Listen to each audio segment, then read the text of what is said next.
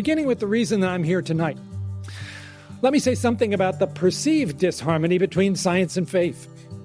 Nearly 6 in 10 adults in the U.S. say science and religion frequently conflict. Well, that was certainly my view as I was growing up in Virginia, without much of a spiritual perspective, but falling in love with the scientific method. Faith seemed to me to be the antithesis of the rational scientific approach that I wanted to pursue. And so I migrated, without much thought about it, into agnosticism and ultimately atheism. But then I moved from quantum mechanics to medical school, and the questions of the meaning of life and the reality of mortality were impossible to ignore. Science didn't help me much here. I was surrounded by patients and some of my professors for whom faith provided a way to wrestle with those profound questions. That was puzzling.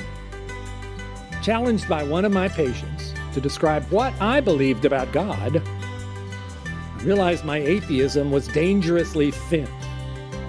Seeking to prop this up, I began a journey to try to understand why intellectually sophisticated people could actually believe in God. And to my dismay, I found that atheism turned out to be the least rational of all the choices. To quote Chesterton, atheism is the most daring of all dogmas, for it is the assertion of a universal negative. Scientists aren't supposed to do that. Over a 2-year period, with much help from wise mentors and the writings of C.S. Lewis, I slowly and rather reluctantly came to the conclusion that belief in God, while not possible to prove, was the most rational choice available. Furthermore, I saw in the very science that I so loved something that I had missed, the evidence that seemed to cry out for a creator. There is something instead of nothing. The universe had a beginning. It follows elegant mathematical laws. And those laws include a half-dozen constants that have to have the exact value they do, or there would be no possibility of anything interesting or complex in nature. God must be an amazing physicist and mathematician. But would he or she actually care about me?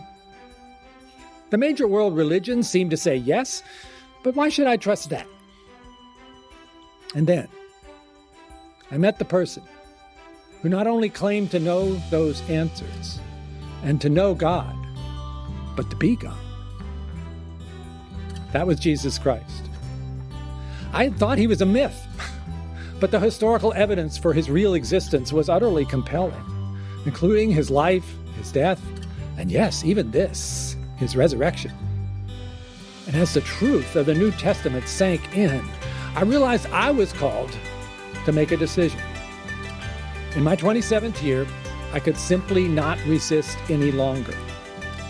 With some trepidation, I knelt in the dewy grass on an October morning somewhere in the Cascades, and I became a Christian. Friends in whom I confided my newfound faith predicted this would be short-lived. After all, I was by then a physician who was interested in studying genetics. Genetics means DNA. DNA means evolution. And by then, I was convinced that evolution was not only just a theory, it was supported by evidence that made it about as compelling as gravity. Surely, they said, my head would explode when the conflicts emerged. But that never happened.